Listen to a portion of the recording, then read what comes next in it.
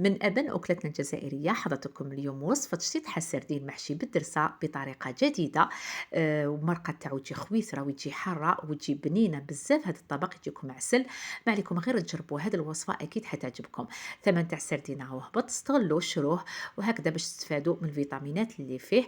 بدون إطالة نجوزو نشوفوا مع بعض طريقة تحضير هذه الوصفة وإن شاء الله تعجبكم. تنسونيش برك بجام وتابوني في القناة وتبارطاجيو مع غيركم. السلام عليكم، إن شاء الله الفيديو تاعي يصيبكم بخير وعلى خير. كما كنتوا تشوفوا رانا مع السردين وخصوصا بعد ما هبط الثمن تاعو. نوعوا الأطباق تقدروا ديروه في الكوشة في الفرن مقلي كما تحبوا. درت لكم شحال من وصفة راهي في قناتي وهذه من أبن الوصفات اللي نحبها بزاف. إذا بسم الله أنا عندي قيمة كيلو ورطل تاع سردين. دايما ننصح للمبتدئات كي تشرو السردين شروه مع صباح فريش كاكا يكون جديد. نقوه بهذه الطريقة يعني نقوه كامل. كي نكملوا طبعا حنشلوه زوج شليلات فقط. كما نعرفوا السردين ما يحبش نغسلوه بزاف هكذا باش ما تروحش البنه نتاعو. كما قلت لكم السردين فيه فوائد بزاف لوليداتكم لصحتنا. يعني حتى الشوك تاعو فيه الفيتامين تاعو ثاني. هنا بعد ما نقيته كامل حنشلو زوج شليلات فقط. ونخليه يستقطر. هنا حنقسمو على زوج. شويه حنديرهم يحبوه في الكوشه وشويه كاين اللي يحبها اللي يحبوه طبعا حنديرو شطيحه. الوصفه اللي حنديرها لكم اليوم شطيحه بالسردين. بالنسبة للشطحة سردين طبعًا حنحّو هذا اللي يجي في الظهر تاعو كيما راكم تشوفوا، ونحّو هذاك السلسول تاع السردين ولا هذا الشوك اللي يجي من الداخل، ونحلّو ويجينا هكا شريحة يعني تجينا على شكل شرائح تاع السردين، نحلّوهم هكذا.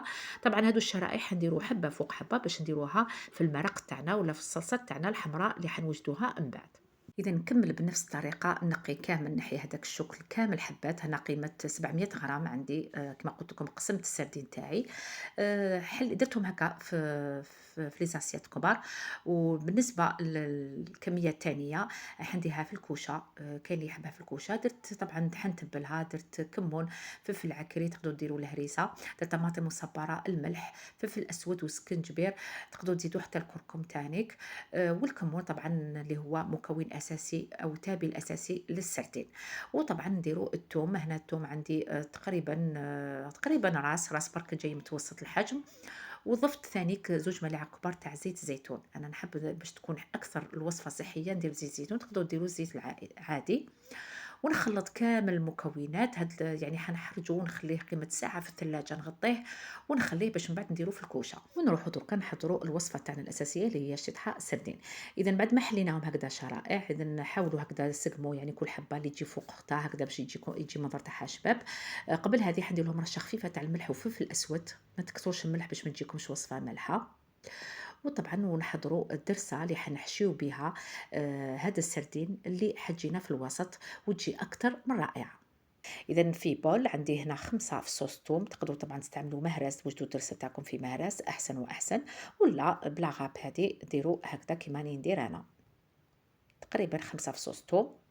ونديروا التوابل اللي لازم. إذا عندي هنا عندي الكمون نصف ملعقة صغيرة. عندي فلفل أسود. عندي القزبر. وعندي فلفل العكري تقدروا ديروا فلفل دريس. وعندي سكنجبير أنا لازم نزيدو ورشة خفيفة تاع الملح ما تنساوش رشين هذه سردين بالملح.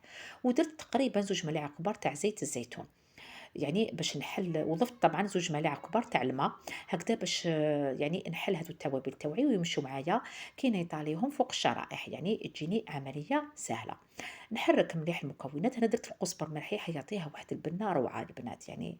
جربوها ويعني وكتبوا لي رايكم في التعليقات. هنا ندير هذيك الدرسة. ندير كامل الشرائح. هنا ماشي شرط تعمروها لا غير مسحة خفيفة بين يديكم هكذا. كل شريحة ديروا لها يعني مسحة خفيفة.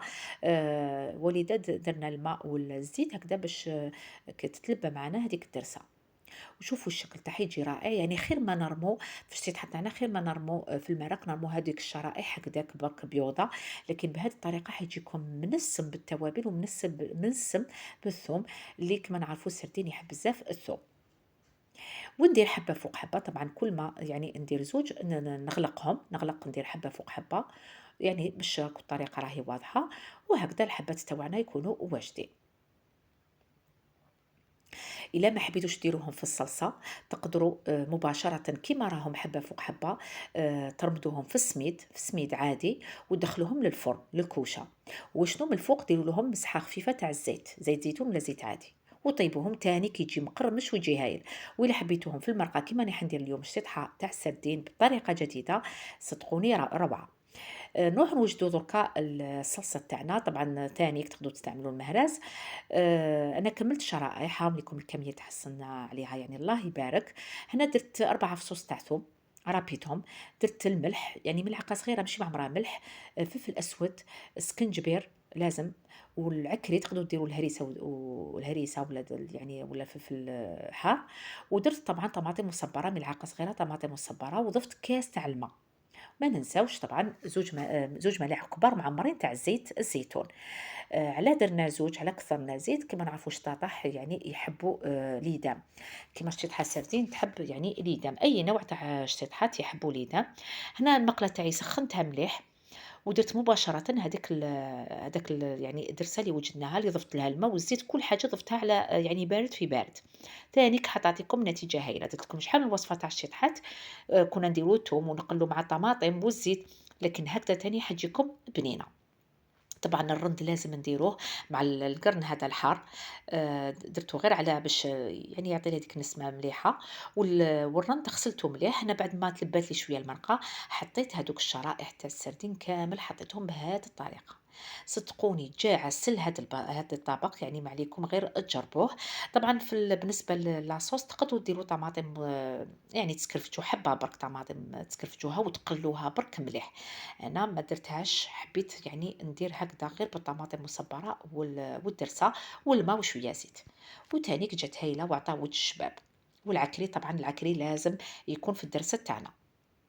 هنا نخلّو السردين تاعنا يعني كيما نعرفوا السردين فيه يطيب ما فيهش روح، يعني 10 دقايق حيطيب معاكم. خليت المرق تاعي يتجمّر، أنا يحبوا شوية كوميم المرقة تبقى فيها. وهكذا الوصفة تاعنا واش نقول لكم شهيتكم في الجنة، جات بنينة تقدروا تزينوها بالمعدنوس وفي الآخر بالقارص. جات روعة، يعني هذا الطبق نحبوه بزاف. هكذا نعطيكم فكرة تنوعوا شوية في أطباقكم، ماشي غير مقلي وماشي غير في الكوشة. ديروا هكذا لقمة تاع شطيحة، كو سوا في الكوكوطة ولا في مقلة كيما درت أنا، تجيكم هايلة. شوفوا المرقة تجي شابة وتجي خويترة. أنا ما درتش طماطم مسكرفجة، طماطم حب. تقدروا ديروا طماطم حب، أنا درت غير طماطم مصبّرة مع الفلفل العكري والزيت وشوية ما.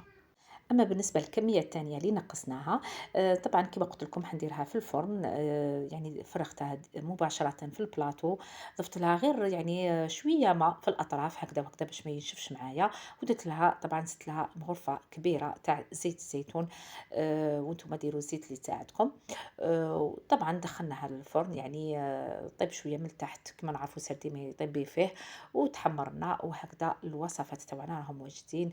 جاو بنان بزاف، زدنا لهم عصرة تاع القرص والمعدنوس، من أبن وأروع الوصفات الصيفية اللي نحبوها والنتيجة تكون أكثر من رائعة.